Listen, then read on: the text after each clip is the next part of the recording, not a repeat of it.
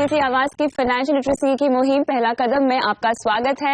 मैं हूं कविता थपलियाल और पहला कदम में इन दिनों हम बात कर रहे हैं शेयर बाजार में निवेश की और उम्मीद है हमारे पिछले एपिसोड्स में आपके कई सवालों के जवाब आपको मिल गए होंगे। अगर फिर भी आपके जहन में कुछ सवाल उठ रहे हैं तो आप हमें सवाल अपना भेज सकते हैं हमारी वेबसाइट pehlakadam.in पर। आप पहला कदम के फेसबुक के पेज पर भी जाकर हमें लिख सकते हैं। आप SMS के जरिए भी अपना सवाल हमसे पूछ सकते हैं। तो आज हम बात कर रहे हैं कि किसी भी कंपनी के शेयर को खरीदते वक्त कौन कौन सी और किन किन बातों का आपको ख्याल रखना चाहिए। एक्सपर्ट के तौर पर हमारे साथ आज भी मौजूद हैं सीएनबीसी आवाज के मार्केट अनिल सिंघवी। अनिल जी, शुरुआत करते हैं और सबसे अहम मुद्दा जिस पे आज हम बात करेंगे वो ये है कि कोई भी शेयर लेते वक्त या लेने से पहले आपको कंपनी की क्या क्या जानकारी होनी चाहिए, किस तरह की एनालिसिस आपको करना चाहिए, उस पर हम बात करेंगे। हमने पिछले एपिसोड्स में कई बार कहा है कि आपको अपने रिसर्च वर्क करनी चाहिए। अगर आप ब्रोकर से भी खरीदारी कर रहे हैं शेयर की तो उनके पास कितनी जानकारी है उसके बारे में आपको पता होना चाहिए। लेकिन अब इन सब बातों को हम थोड़ा समराइज करें तो जानकारियां दो वे में आप पा सकते हैं। किसी भी स्टॉक को ट्रैक करने का एक फंडामेंटल तरीका होता है और एक टेक्निकल तरीका होता है। ये टर्म्स अमूमन हम देखते हैं यूज होती है सब जगह। तो थोड़ा मुझे बताइए कि इनका मतलब क्या है।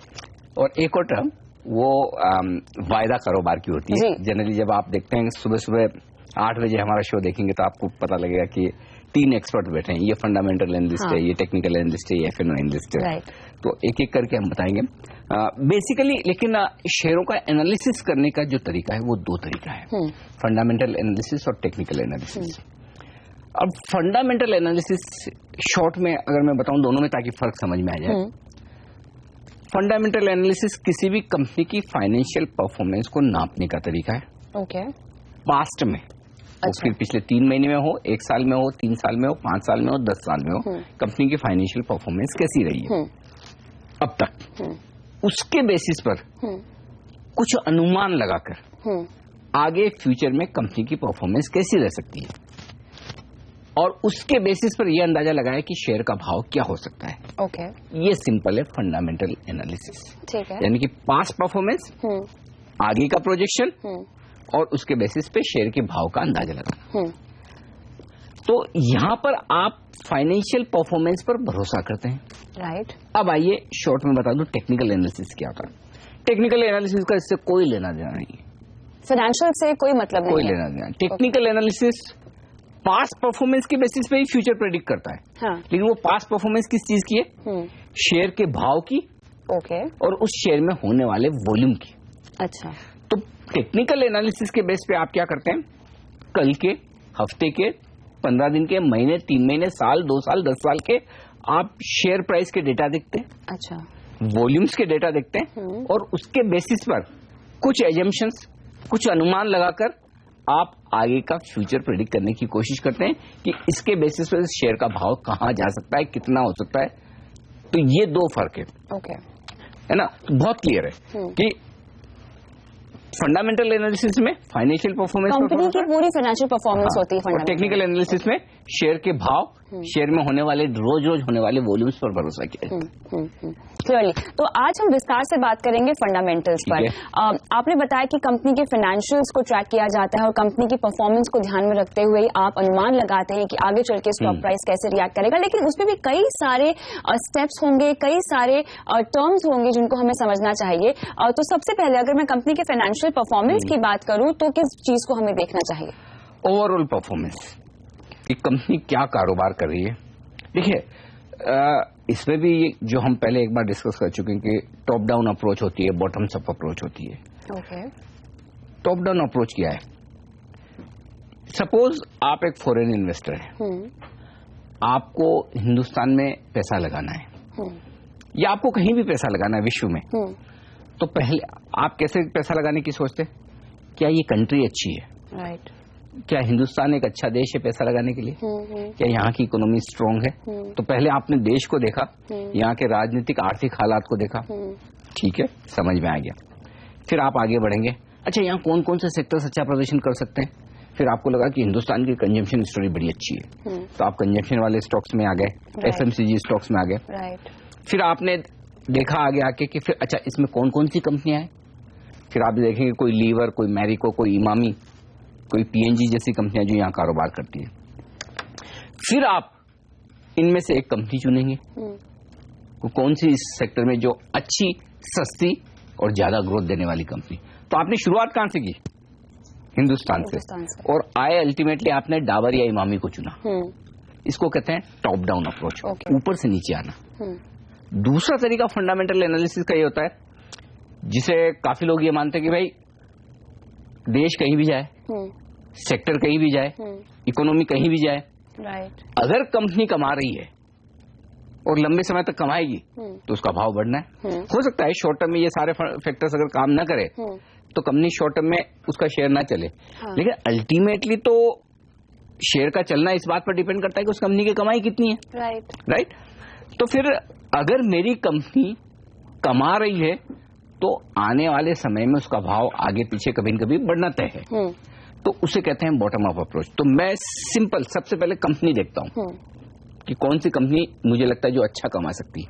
फिर मैं ये देखता हूँ सेक्टर की क्या हालत है, फिर मैं ये देखता हूँ इकोनॉमी की क्या हालत है, और फिर मैं देखता हूँ कि ग्लोबल क्या हालत है।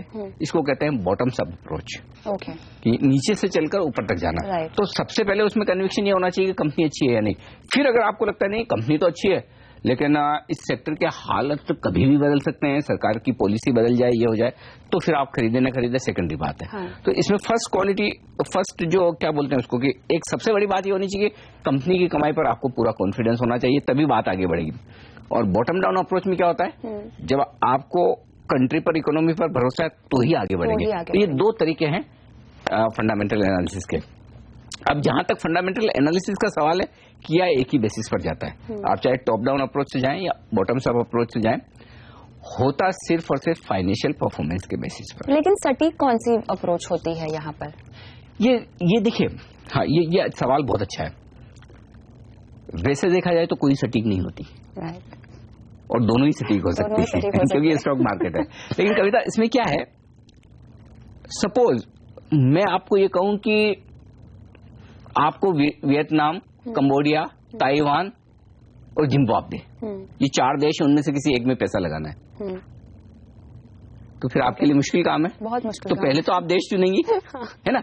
और यही मैं यहाँ कहूँ कि यहाँ पर आपके पास में एक आईटी कंपनी में लगाना है, एक एफएमसीजी कंपनी में लगाना है, एक ऑटो कंपनी में लगाना है और हिंदुस्तान में लगाना है, तो आप क्या करेंगी, पहले कंपनी चुनेंगी। Absolutely right. तो हम हिंदुस्तान में बैठे हैं, हमारे लिए बॉटम अप अप्रोच सही है, हमें कंपनी चुननी है क्योंकि हमें यही पैसा लगाना है। हाँ। अगर मुझे पैसा बाहर लगाना होता तो मैं सोचता कि ब्राजील की इकोनॉमी बढ़िया है, या रशिया का बाजार सस्ता है, या फिर चाइना 50% गिरने के बाद आकर्षक लगता है ना।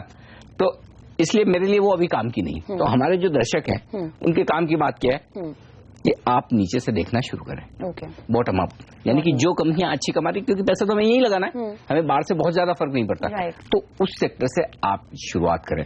और शुरुआत कैसे करनी है, फाइनेंशियल परफॉर्मेंस देखने से। अब फाइनेंशियल परफॉर्मेंस है क्या, जैसे हम स्कूल कॉलेज में पढ़ते थे, साल के अंत में रिजल्ट आता था कि साल भर में क्या किया, कितने मार्क्स आए, वही फाइनेंशियल परफॉर्मेंस कंपनियों की। फर्क इतना है कि कंपनियों को हर तिमाही एग्जाम देने होते हैं, ठीक है ना, हर क्वार्टर में रिजल्ट आते हैं, वो रिजल्ट देखकर हम अंदाजा लगाते हैं कि भाई ट्रैक पर चल रही नहीं चल रही कंपनी, आगे और किस तरह की परफॉर्मेंस होगी।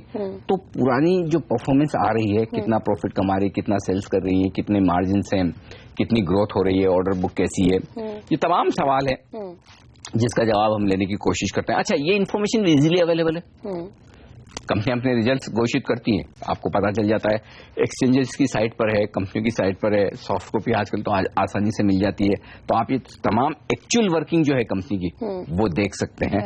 लेकिन इंटरेस्टिंग बात तो एक्चुअल वर्किंग देखने में नहीं है ना, पैसा तो आपका तब बनता है जब पास्ट के बेसिस पर आप फ्यूचर को प्रेडिक्ट करने की कोशिश कर रहे हैं।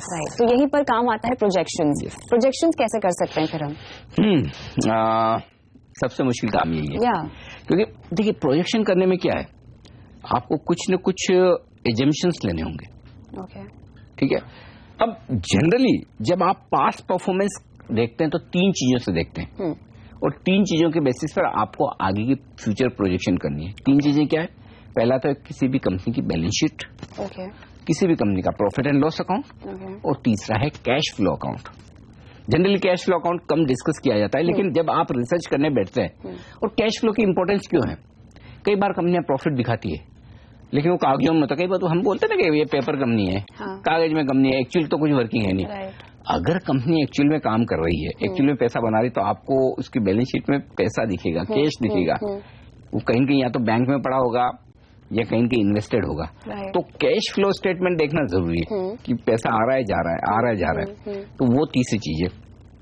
अब जब आप प्रोजेक्शन करने बैठते हैं तो प्रोजेक्शन करने में आपको बहुत सारी चीजों का ध्यान में रखना पड़ता है। तो जो पहली चीज है वो है कि जब आप प्रोजेक्शन करने जा रहे हैं तो आपको इस तरीके से देखना है कि किसी एक सेक्टर की कई सारी जो कंपनियां हैं उसकी साइज कॉमन हो। अब वो तो होगा नहीं, क्योंकि HUL अलग साइज की कंपनी है, इमामी अलग साइज की कंपनी है। साइज से आपका मतलब क्या होगा यहाँ? साइज से मतलब ये कि वो कंपनी कितना सेल्स कर रही है और कितना प्रॉफिट कमा रही है। अच्छा भाई, एक कंपनी नंबर 1 पर होगी, एक नंबर 10 पर होगी, तो आप कंपेयर कैसे करोगे? तो उसका तरीका ये कि फिर आप जब उनके डेटा को कंपेयर कर रहे हैं, दो तरीका है। पहला तो ये कि जब आप कंपनी से कंपनी कंपेयर करते हैं तो आपको एक चीज ध्यान में रखनी है, और वो ये कि पीरियड आपका एकदम परफेक्ट होना चाहिए कंपेयर करने का। तिमाही से तिमाही कर रहे हैं या साल दर साल कर रहे हैं। अच्छा, हम आपको पता है, जब रिजल्ट्स दिखाते हैं कई कंपनियों के, तो हम ये कहते हैं कि QOQ, क्वार्टर ऑन क्वार्टर, याद है, QOQ और YOY, ये टर्म बड़ा प्रयोग में लाया जाता है। QOQ यानी क्वार्टर ऑन क्वार्टर, तिमाही दर तिमाही, यानी कि मार्च की तिमाही, जून की तिमाही, सितंबर की तिमाही। और YOY से सपोज अभी 30 जून के सारे रिजल्ट्स आएंगे, तो 30 जून 2016 उसको कंपेयर कीजिए 30 जून 2015 की तिमाही से। राइट। तो पिछले साल की पहली तिमाही और इस साल की पहली तिमाही, ये तो हो गया Y on Y, year on year. और QOQ करना है तो जून की तिमाही को आपने कंपेयर किया मार्च की तिमाही से। तो पहला कंपैरिजन तो आपका ये ध्यान में होना चाहिए कि आप किस हिसाब से कर रहे हैं, तिमाही दर तिमाही। दूसरा, जब साइज अलग अलग होती है कंपनियों की और आपको दो कंपनियों को कंपेयर करना है, तो फिर आप क्या करेंगे, उसको परसेंटेज में बांट दीजिए। जैसे टोटल आपका 100% है, आपने सेल्स की, किसी कंपनी ने की 25,000 करोड़ और किसी ने की 2,500 करोड़। 25,000 करोड़ को भी 100% दे दीजिए और 2,500 करोड़ को भी 100% दे दीजिए। फिर अब आप सेल्स में से खर्चे कम करते हैं, तभी प्रॉफिट आता है ना। तो खर्चे कम करते हैं, तो किसी कंपनी ने रॉ मटेरियल कंज्यूम किया, उस पर खर्चा किया 40% और किसी ने किया 32%। किसी ने सेल्स में कम किया, किसी ने ज्यादा किया, किसी का एडमिनिस्ट्रेटिव खर्चा ज्यादा है, किसी की इंटरेस्ट कॉस्ट ज्यादा है। तो उससे क्या आपको अंदाजा लगता है कि कौन सी कंपनी परसेंटेज टर्म में, क्योंकि ऐसे एब्सोल्यूट नंबर देखेंगे तो कंपेयर नहीं हो पाएगा, है ना। तो परसेंटेज से एक आइडिया लग जाता है कि कौन सी कंपनी किस तरीके से खर्चा कर रही है, कितना कर रही है। ठीक है, तो उससे फिर आपको कंपेयर करना आसान हो जाता है। अब कंपैरिजन में एक ही चीज को सबसे ज्यादा ध्यान में रखना होता है, और वो ये कि कई बार आप रिजल्ट फ्लैश होते हुए देखते हैं ना, तो कंपनी ने 19 करोड़ के घाटे के सामने 225 करोड़ का मुनाफा कमाया। बिल्कुल। तो अचानक से अपने को लगता है अरे ये क्या हो गया, इतना पैसा कहां से आ गया। कंपनी ने पिछली तिमाही में तो 19 करोड़ का घाटा किया था, अब 225 करोड़ का मुनाफा। तो कभी कभी क्या होता है कि एक्सेप्शनल आइटम्स होते हैं, यानी कि कोई एक बार आने वाली इनकम। किसी कंपनी ने कोई कारोबार बेचा, अचानक से कोई बड़ा इन्वेस्टमेंट बेचा हो, कोई ऐसी कमाई आई हो जिसकी वजह से प्रॉफिट अचानक से आपको बड़ा दिखे। तो जब आप कंपेयर कर रहे हैं तो वो एक्सेप्शनल आइटम आपको हटा लेना है, ताकि आपके रेशियोज जो निकल कर आएंगे, कंपैरिजन जो होगा वो एकदम परफेक्ट होगा, सही होगा। तो कंपैरिजन करना ये तरीका सिंपल है, साइज कॉमन कर ले और कंपेयर करें साल दर साल या तिमाही दर तिमाही, और तीसरा एक्सेप्शनल आइटम को हटा लें। बिल्कुल। तो यहाँ पे फंडामेंटली अगर आप किसी स्टॉक को एनालाइज करना चाहते हैं, विश्लेषण इसका करना चाहते हैं, तो प्रोजेक्शन और कंपैरिजन तो हमने आपको समझा दिया है, लेकिन इसके अलावा भी फंडामेंटली एक स्टॉक को समझने के पीछे और कौन कौन सी बारीकियां हैं, ये समझेंगे हम इसके बाद।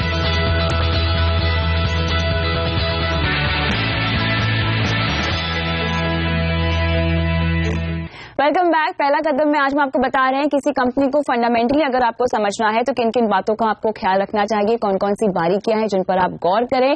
तो आगे बढ़ते हैं अनिल जी, और यहाँ पर आपने प्रोजेक्शन और कंपैरिजन के बारे में तो हमें समझा दिया, लेकिन उससे पहले आपने कहा कि इनको बेहतर समझने के लिए 3 चीजें जो आपको मदद करती हैं किसी भी कंपनी को फंडामेंटली बेहतर समझने के लिए, वो है balance sheet, profit and loss और कैश फ्लो।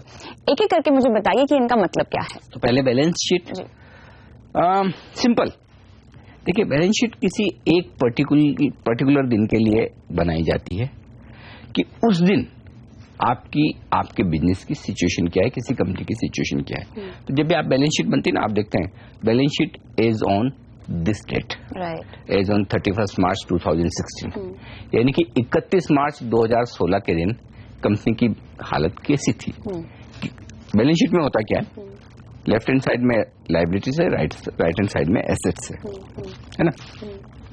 इधर आपकी कंपनी की क्या क्या लायबिलिटीज है, उसमें शेयर कैपिटल, रिजर्व सरप्लस और जो भी उनकी current liabilities, long term liabilities, ये तमाम चीजें लेफ्ट हैंड साइड में आती है। राइट हैंड साइड में जो एसेट्स हैं, fix assets, current assets, profit and loss account के जो बैलेंसेस वगैरह अगर हैं वो आ जाएंगे, अगर लॉसेस हैं तो ये तमाम डिटेल्स राइट हैंड साइड में आती है। ब्रॉडली मैं ये बता रहा हूँ, तो इससे आपको अंदाजा लग जाता है कि कंपनी के पास क्या है क्या नहीं है। और बैलेंस शीट हमेशा टेली होनी चाहिए, यानी कि दोनों तरफ की टोटल मिलनी चाहिए, है ना। तो उससे आपको अंदाजा लगता है। अब उसमें से आपके क्या क्या किस किस एनालिसिस के काम की चीजें हैं, वो जब हम आगे रेशियोज डिस्कस करेंगे तो पता चलेगा। लेकिन अल्टीमेटली जब आपको कैपिटल, रिजर्व्स, लोन जो लिए हुए हैं या लोन जो दिए हुए हैं, इन्वेस्टमेंट्स जहां आपके हैं, स्टॉक आपके पास क्या पड़ा है, इन सब की वैल्यू आपको जब मिल जाती है तो आपको पता है कि हमारी कंपनी की हालत कैसी है ऑन अ पर्टिकुलर डेट। तो ये बैलेंस शीट का काम है जो आपको बता देती है पूरी तरह से कि कंपनी की situation, financial performance, financial situation company की उस पर्टिकुलर दिन क्या है। बिल्कुल। आगे चल के अगर मैं इसमें कैश फ्लो भी समझना चाहूँ तो वो किस तरह से। उससे पहले profit and loss. Profit and loss चूंकि बैलेंस शीट के साथ मिला हुआ रहता है। प्रॉफिट एंड लॉस में क्या है, सिंपल।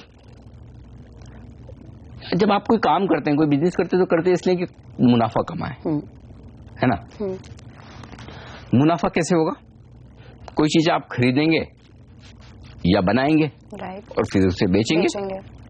जो खरीदने या बनाने की कॉस्ट है उससे ज्यादा आप बेचेंगे तो मुनाफा कमाएंगे।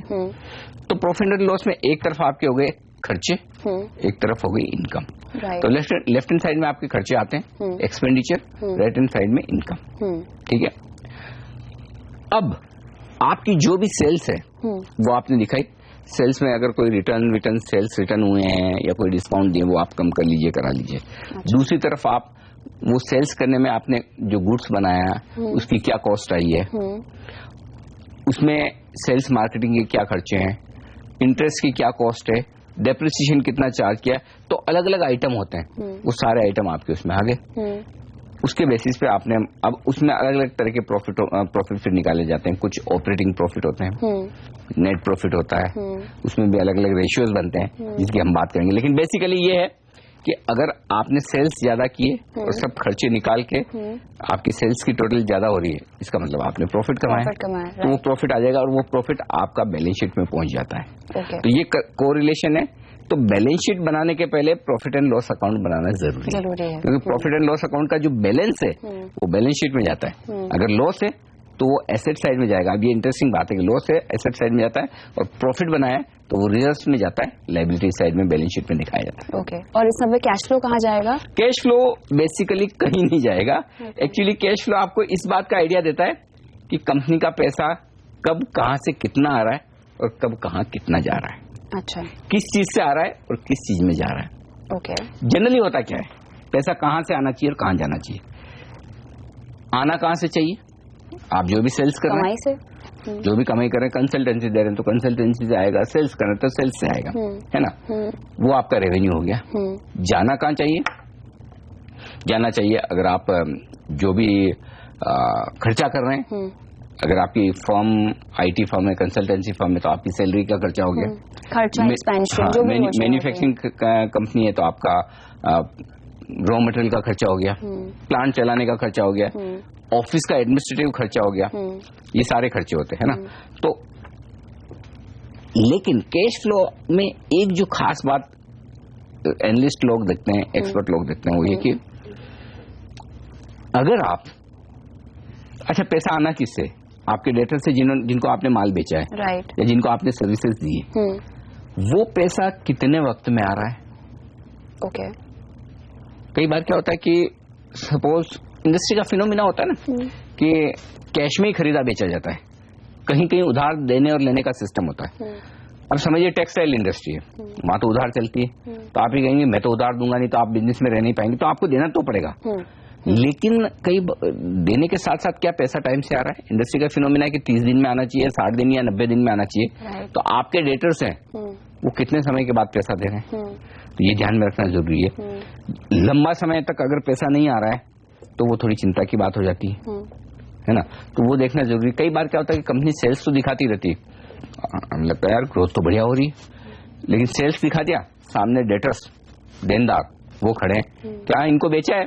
सपोज मैं आपको बेचे जाऊं, आपको जो पैसा देना है मैं दूंगी, आज नहीं कल, 1 महीने 2 महीने 6 महीने बाद, तो वो फायदा नहीं है ना। एब्सोल्युटली। बेच तो दिया, अल्टीमेटली पैसा नहीं आया, तो लग तो ऐसा रहा है कि सेल्स बहुत कर ली, लेकिन वो सेल्स अल्टीमेटली डेटर्स के तौर पे खड़ी है। तो ये कुछ एक चीजें ऐसी होती है जिसको लोग एनालिसिस करने की कोशिश करते हैं। तो कैश फ्लो इस लिहाज से बड़ा इंपॉर्टेंट होता है, एक आइडिया लग जाता है कि कंपनी का कहां से पैसा आ रहा है, कितने समय में आ रहा है, और उसके बेसिस पे हमें किस तरह से उसका एनालिसिस करना चाहिए।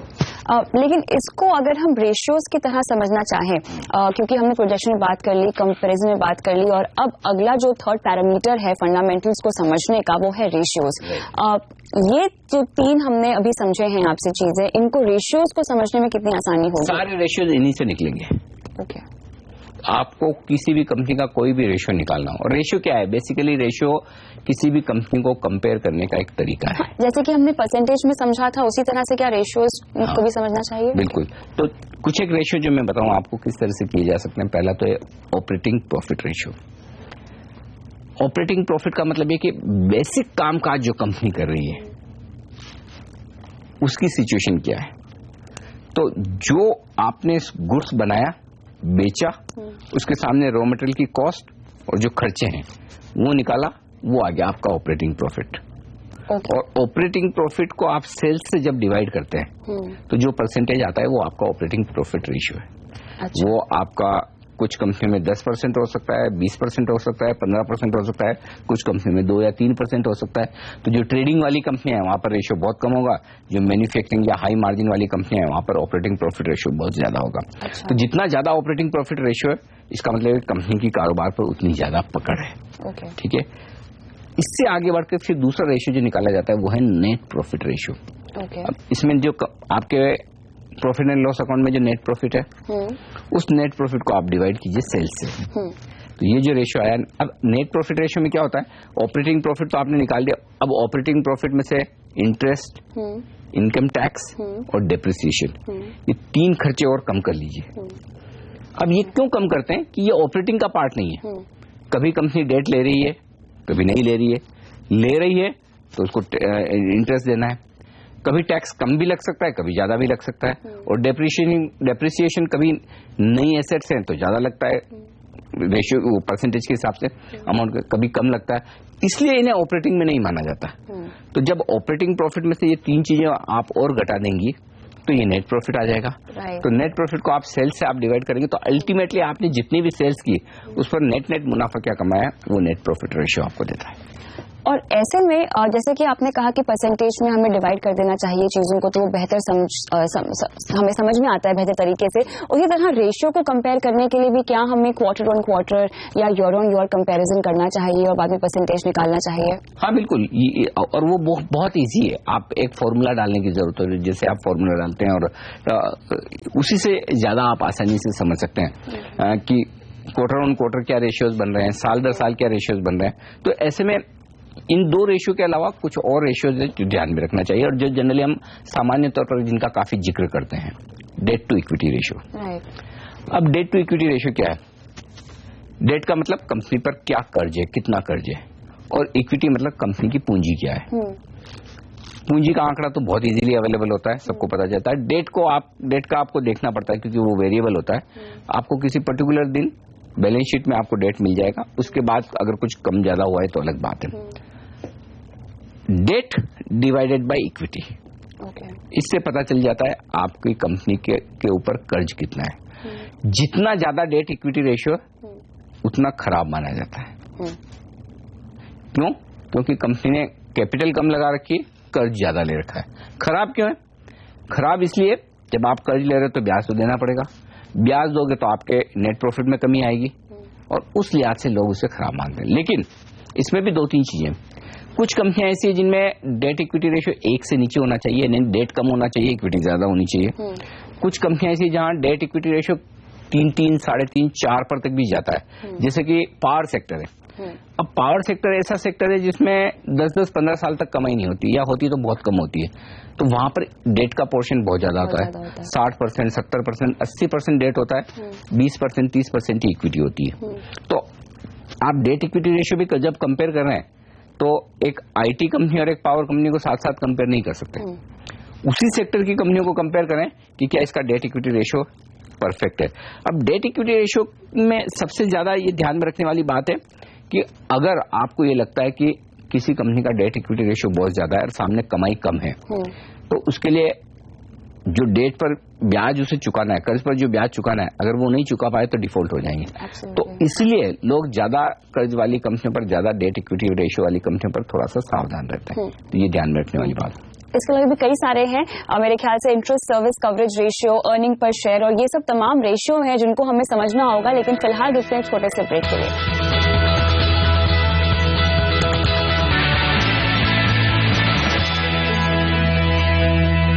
पहला कदम में आज हम समझ रहे हैं किसी भी कंपनी या स्टॉक को आपको फंडामेंटली कैसे समझना चाहिए, और हम अब बात कर रहे हैं रेशियोज की, जहां पर हमने कुछ टर्म्स तो समझ लिए हैं, लेकिन इंटरेस्ट सर्विस कवरेज रेशियो, इसका क्या मतलब होता है? सिंपल है, जो आपको ब्याज का भुगतान करना है, आपकी जो कमाई है वो उसके मुकाबले में कितनी ज्यादा है। जनरली आदमी ब्याज की कर्ज इसलिए लेता है कि वो ये सोचता है कि अगर समझिए मैंने 12% ब्याज पर कर्ज लिया है, तो मैं उस पैसे को कहीं न कहीं ऐसी जगह लगाऊंगा जहां मैं 12% से ज्यादा कमा सकता हूं, तो ही मैं कर्ज लूंगा, नहीं तो क्यों लूंगा। तो ऐसे में कंपनी की कर्ज चुकाने की और कर्ज पर ब्याज चुकाने की क्षमता कितनी है, वो इस बात से निर्धारित होती है कि इंटरेस्ट कवरेज रेशियो कितना है। तो कंपनी के प्रॉफिट के बेसिस पर उसे कितना ब्याज चुकाना है, जितना कवरेज रेशियो ज्यादा है उतना कंपनी की सिचुएशन कंफर्टेबल है। इस लिहाज से इस कवरेज रेशियो की ज्यादा अहमियत है। मुझे ये बताइए कि अर्निंग पर शेयर की यहाँ पर किस तरह से अहमियत होती है। अगर मैं नेट प्रॉफिट को कन्वर्ट करना चाहूँ तो उस लिहाज से क्या अर्निंग पर शेयर जानना बहुत जरूरी हो जाता है? बिल्कुल, सबसे बड़ा एक्चुअली अगर आप देखें कि एनालिसिस में अगर कोई एक चीज की सबसे ज्यादा जरूरत होती है शेयर प्राइस के एनालिसिस में, तो ईपीएस ही है, जिसे अर्निंग पर शेयर कहते हैं। और ये फिर कैसे पता चलती है हमें? बहुत सिंपल है, सबसे ज्यादा मैं तो सबसे ज्यादा सिंपल आसान फॉर्मूला यही है। कैसे? EPS, earning per share. तो इसमें दो चीजों की जरूरत है, एक तो अर्निंग की और दूसरे शेयर की। तो आपकी कंपनी ने कितने शेयर इशू किए हुए हैं, आपकी पेडअप कैपिटल क्या है, वो बैलेंस शीट से दिख जाएगी, पता चल जाएगा कि इतने शेयर इशू किए हैं। अर्निंग कहां से आएगी? प्रॉफिट एंड लॉस अकाउंट से। नेट प्रॉफिट कितना कमाया, net profit divided by number of shares, पर शेयर की इनकम आ गई, जिसे कहते हैं अर्निंग पर शेयर। बहुत सिंपल है, मुश्किल काम नहीं है। नेट प्रॉफिट को डिवाइड करो, जितने शेयर इशू किए गए हैं, पेडअप शेयर है, उनको डिवाइड कर दिया, आपको सिंपल ईपीएस मिल गई। तो ईपीएस, इससे ये अंदाजा लगता है कि हर एक शेयर पर कंपनी साल में क्या कमाई कर रही है। इंटरेस्टिंग। आगे बढ़ते हैं, और प्राइस अर्निंग रेशियो का मतलब क्या होता है? हाँ, जब आपको ईपीएस मिल गई तो अब खाली ईपीएस का करेंगे क्या, आपको पता चल गया कि पर शेयर कंपनी इतना कमा रही है, लेकिन अब जितना कमा रही है वो तो भाव नहीं होगा शेयर का, भाव तो कुछ अलग होगा। समझिए किसी कंपनी ने पर शेयर कमाया 5 रुपए और भाव चल रहा है 45 रुपए, तो आप ये कहेंगे ये मिसमैच क्यों है? ये मिसमैच होने की वजह है कि कंपनी जो कमा रही है उससे कहीं ज्यादा वैल्यूएशन या कहीं कम वैल्यूएशन बाजार देने की कोशिश करता है। और वो वैल्यूएशन कैसे है, ये पता चलता है पीई रेशियो से, प्राइस टू अर्निंग रेशियो। इसमें दो चीजें चाहिए, प्राइस मतलब जो शेयर मार्केट में प्राइस चल रही है शेयर की, अच्छा, वो है प्राइस। और अर्निंग यानी कि EPS, price to earning ratio. तो ईपीएस तो हमने आपको अभी बता दिया कि ईपीएस कैसे कैलकुलेट करनी है, net profit divided by number of share, तो पर शेयर आपकी इनकम आ गई। अब किसी शेयर का भाव चल रहा है 45 रुपए, ठीक है, और उसकी ईपीएस है 5 रुपए, तो पी रेशियो क्या होगा, 45 डिवाइडेड बाई 5 यानी कि 9। तो ये 9 के मल्टीपल पर जो हम कहते हैं ये स्टॉक ट्रेड कर रहा है। अब हर शेयर का, हर सेक्टर का अलग अलग पी मल्टीपल होता है, कोई कम पे ट्रेड करता है, कोई ज्यादा पे ट्रेड करता है। जो ज्यादा पे पी मल्टीपल पर ट्रेड करते हैं उसमें हम ये मानते हैं एक सामान्य तौर पर कि बाजार का भरोसा ज्यादा है कि ये कंपनी आगे चल के ज्यादा कमाएगी, अच्छे से कमाएगी, ग्रोथ को लेकर, विजिबिलिटी को लेकर ज्यादा कॉन्फिडेंस है। लेकिन कुछ इंडस्ट्री ऐसी होती है जहां पी मल्टीपल हमेशा कम मिलता है, जैसे कि कमोडिटीज वाली कंपनियां हुई। लेकिन कुछ इंडस्ट्री ऐसी है जहां पी मल्टीपल बहुत ज्यादा मिलता है, जैसे आईटी कंपनियां हुई, हाई ग्रोथ वाली कंपनियां हुई, या कंजम्पशन से जुड़ी वाली कंपनियां हुई, 30, 40, 50, 60, 70 की पी मल्टीपल पर भी ट्रेड करती है। तो बेसिकली ये बाजार का भरोसा दिखाता है। लेकिन साथ ही जितने ज्यादा पी मल्टीपल वाली कंपनी है उतनी महंगी भी मानी जाती है, जितनी कम वाली उतनी सस्ती भी मानी जाती है। लेकिन और एक बात समझनी साफ है कि बाजार जो भी वैल्यूएशन दे रहा है वो सोच समझ कर देता है। अब आपको ये अंदाजा लगाना है कि एवरेज वैल्यूएशन, एवरेज किस पी मल्टीपल पर ये स्टॉक ट्रेड करता हुआ है हिस्टोरिकली, उसके बेसिस पर कई लोग ये करते हैं कि कभी सपोज कोई इंडस्ट्री ऐसी जो 40 के मल्टीपल पर ट्रेड करते हैं, कभी बाजार में बड़ी तेजी का माहौल होता तो वो 60 पर पहुंच गई, बहुत मायूसी का माहौल तो 20 या 25 पर आ गई। तो लोग फिर ऐसे समय में ढूंढते हैं कि अल्टीमेटली जो ऑन एन एवरेज लंबे समय की है उस मल्टीपल पर स्टॉक वापस पहुंचेंगे, सेक्टर पहुंचेगा तो हमारा पैसा बनेगा। तो उस लिहाज से खरीदने या बेचने का डिसीजन भी लिया जाता है। तो पी मल्टीपल उस लिहाज से एक बहुत इंपॉर्टेंट अहमियत रखने वाला रेशियो है। ये तो बात हुई पी की, लेकिन यहाँ पर प्राइस टू बुक वैल्यू को अगर मैं समझना चाहूँ तो वो कैसे फंडामेंटल फैक्टर बन सकता है? कविता देखिए, सिंपल है, जब आप पी रेशियो देखती हैं तो आप कंपनी की कमाई कितनी होगी, आगे ग्रोथ क्या होगी, उसके बेसिस पर शेयर का वैल्यूएशन करना चाहती है, फ्यूचर के बेसिस पर। जब आप प्राइस टू बुक वैल्यू देखती हैं तो आप पास्ट के बेसिस पर वैल्यूएशन करना चाहती हैं। अच्छा, बुक वैल्यू क्या है? आपके पास जो कुछ भी संपत्ति है, अगर मैं उसका एक वैल्यूएशन निकालूं, है ना, और उस वैल्यूएशन को मैं ये कहूंगा कि यह आपकी बुक वैल्यू है। किसी भी कंपनी के लिए कोई एसेट्स, उनका कैश, उनके इन्वेस्टमेंट्स सबको निकाल कर आप देखेंगे तो आपके सामने आ जाएगी कि ये वैल्यू है। अब इसमें कभी कभी दिक्कत होती है। दिक्कत क्या होती है कि वो कहते हैं ना कि कोई एसेट्स ऐसी जो 25-50 साल पहले का कोई प्रॉपर्टी आपने तब खरीदी होगी, अब बैलेंस शीट में तो वो आज से 50 साल पहले अपने प्लांट और लैंड और बिल्डिंग बनाई है, तो उसका वैल्यूएशन कम दिखेगा। तो कई बार वो वैल्यूएशन सही नहीं दिखते। लेकिन बहुत सारे लोग क्या करते हैं, प्राइस टू बुक वैल्यू के बेसिस पर शेयर खरीदते हैं, बुक वैल्यू के बेसिस पर। और वैसा क्यों? कि भाई मैं ये सोचता हूं कि अगर मुझे 1 रुपए की चीज 1 रुपए में मिल रही है तो फेयर वैल्यू है, 1 रुपए की चीज 1 रुपए 25 पैसे में मिल रही है तो महंगी है, 1 रुपए की चीज 75 पैसे या 50 पैसे में मिल रही तो सस्ती है। तो मैं ये सोचता हूँ कि बुक वैल्यू से कम मिले मुझे तो मेरे लिए फायदे की बात है, मेरे लिए सस्ती चीज है, और इसलिए कई लोग बुक वैल्यू देखते हैं। और दूसरा ये कि कई इंडस्ट्री में बुक वैल्यू ही देखी जाती है, जैसे कि बैंकिंग। अच्छा। बैंकिंग शेयरों को आपको बुक वैल्यू पे ट्रेड कैलकुलेट करना है, न कि आप प्राइस टू अर्निंग पर करेंगे। ऐसा क्यों? क्योंकि उनकी बुक के बेसिस पे डिसाइड होता है कि बैंक कितना बड़ा है, अच्छा, बैंक की क्या ताकत है, बैंक की क्या वैल्यू है, न कि कमाई के बेसिस पर। अच्छा, तो हर इंडस्ट्री का अलग अलग सिस्टम है। अच्छा। तो कई बार लोग क्या करते हैं कि ये सोचते हैं कि बुक वैल्यू से मुझे एक आइडिया लग जाता है कि कोई चीज मैं महंगी तो नहीं खरीद रहा, अब वो कितनी सस्ती है और वो अपने फेयर वैल्यूएशन पर कब पहुंचेगी ये मुझे नहीं पता।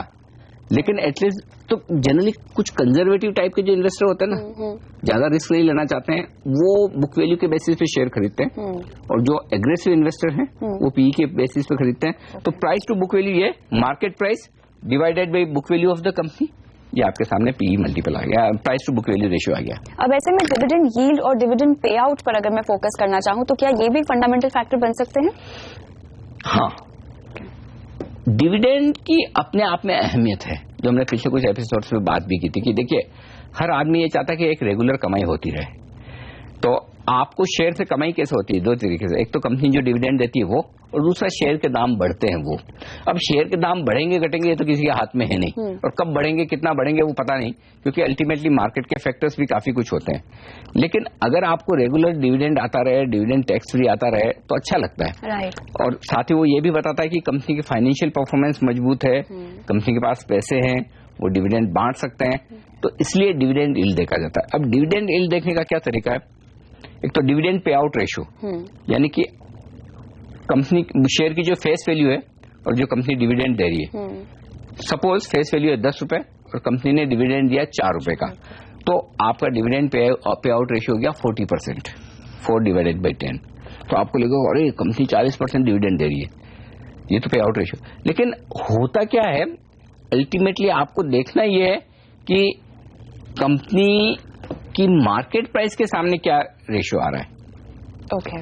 क्योंकि भले अगर देखिए मेरे पास इन्फोसिस का शेयर है, लेकिन मेरे लिए फेस वैल्यू की अब क्या है, मैं तो जब स्टॉक 2000 रुपए पर ट्रेड कर रहा हूँ तो मैं तो 2000 रुपए लगाऊंगा, राइट, और उसके ऊपर डिविडेंड आएगा, तो मैं फेस वैल्यू पे क्यों गुनूं? आप समझे? तो मैं क्या करूंगा, मैं डिविडेंड यील्ड देखूंगा। अच्छा। और डिविडेंड यील्ड देखने का तरीका यह कि जो कंपनी डिविडेंड दे रही है डिवाइडेड बाई मार्केट प्राइस। समझिए इन्फोसिस का भाव 2000 है और इन्फोसिस 50 रुपए डिविडेंड दे रहा है, ठीक है? ये समझिए अंदाजे कि इन्फोसिस 200 रुपए पर शेयर डिविडेंड दे रहा है, तो आपका 10% डिविडेंड यील्ड हो गया। राइट। 50 रुपए डिविडेंड दे रहा है तो 2.5% डिविडेंड हो गया, यानी कि 50 डिवाइडेड बाई 2000, ये 2.5% डिविडेंड। तो आजकल ये माना जाता है कि जो कंपनियां रेगुलर रूप में 4, 4.5, 5% से ज्यादा का डिविडेंड यील्ड देती है वो बहुत अच्छी कंपनियां हैं। और कई बार हम ये कहते हैं कि जो बाजार में बड़ा मूड खराब हो और सब कुछ खराब हो, शेयर बहुत सस्ते मिल रहे हो, तो कई बार हम ये कहते हैं कि डिविडेंड यील्ड वाले शेयर कर लीजिए। ऐसे शेयर जहां पर 10%, 8%, 9% के डिविडेंड यील्ड आ रहे हैं, अरे 9-10% तो आपको एफडी में भी रिटर्न नहीं मिलते। हाँ। ये तो टैक्स फ्री रिटर्न आ रहे हैं। हाँ। तो ले लीजिए। तो ऐसे बुरे समय में जब आपको कुछ समझ में नहीं आए कि वो सब कुछ खराब हो रहा है, बाजार गिर रहा है, ये कर रहा है, तो अच्छे डिविडेंड यील्ड वाली कंपनियां देख लीजिए जिन्होंने लंबे समय में बढ़िया डिविडेंड दिया है। तो वहां दिमाग लगाने की जरूरत नहीं। आपको पता है कि 15 साल, 10 साल, 20 साल का रिकॉर्ड ये है कि कंपनियां लगातार डिविडेंड दे रही है, अच्छा यील्ड है, आगे पीछे सब कुछ ठीक होगा, शेयर के दाम बढ़ेंगे तो डबल फायदा होता है। एक तो शेयर का दाम बढ़ता है और अच्छा डिविडेंड आता है। चलिए, तो यहाँ पे उन तमाम फैक्टर्स पे हमने बात कर ली है जो फंडामेंटली आपको एक स्टॉक या कंपनी सिलेक्ट करने में हेल्प करेंगे। लेकिन फिलहाल रुकते हैं छोटे से ब्रेक के लिए और ब्रेक के बाद शुरू करेंगे सवाल जवाब के सिलसिले को। बने रहें।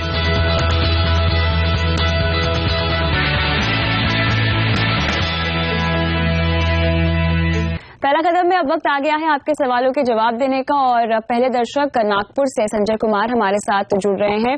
इन्होंने फेसबुक के जरिए अपना सवाल हमें भेजा है और ये पूछना चाह रहे हैं कि बुक बिल्डिंग प्रोसेस किसे कहते हैं और साथ ही इसकी अहमियत क्या होती है। Anil ji, book building process जैसा कि नाम से क्लियर समझ में आता है कि बुक बन रही है। अब बुक किस चीज की बनती है? या तो कोई कंपनी इशू लेकर आ रही हो या कोई कंपनी डीलिस्टिंग करवा रही हो। ओके। या तो शेयर लिस्ट करवा रही हो एक्सचेंज में, या एक्सचेंज में लिस्टेड शेयर है उनको खत्म करवा रही हो। तो दोनों केस में बुक बिल्डिंग प्रोसेस होती है, जो सेबी ने कहा कि इसका तरीका ये। अब जब आईपीओ आता है तो आपने एक चीज देखी कविता के पहले ज्यादातर आईपीओ जो आते थे वो एक ही प्राइस पर आते थे कि ये कंपनी 375 रुपए में इश्यू ला रही है। हाँ। 10 रुपए की फेस वैल्यू वाला शेयर और 365 रुपए प्रीमियम है, यानी कि 375 रुपए पर। आजकल क्या होता है, प्राइस बैंड आता है। प्राइस बैंड आता है, राइट। 310 से 320 रुपए का प्राइस बैंड है। तो प्राइस बैंड क्या है? अपर और लोअर बैंड, इसके बीच में आपको इश्यू करना है। ओके। और ये क्यों दिया जाता है कि सेबी ये कहती है कि आप इन्वेस्टर को अपना मन बनाने का मौका दो कि उन्हें किस प्राइस पर इश्यू लेना है। जिस प्राइस पर सबसे ज्यादा आएंगे इशू या जिस प्राइस पर कट ऑफ आएगी वो आप बुक बिल्डिंग प्रोसेस से डिसाइड कीजिए। तो बुक बिल्डिंग प्रोसेस वो है जिसके जरिए अलग अलग प्राइस पर लोग एप्लीकेशन लगा सकते हैं। अब वो अपर बैंड भी हो सकता है, लोअर बैंड भी हो सकता है, बीच में भी हो सकता है। मेरा मन है तो 310 में डालूं, मेरा मन है 320 में डालूं। अगर मुझे लगता है कि अच्छा, कई कंपनियां तो ऐसी होती है कि जो प्राइस बैंड की मैक्सिमम रेंज है वो 20% की होती है, तो 20% की रेंज में ही लेके आते हैं। वो बोलेंगे मैं हमारी प्राइस बैंड 400 से 480 है।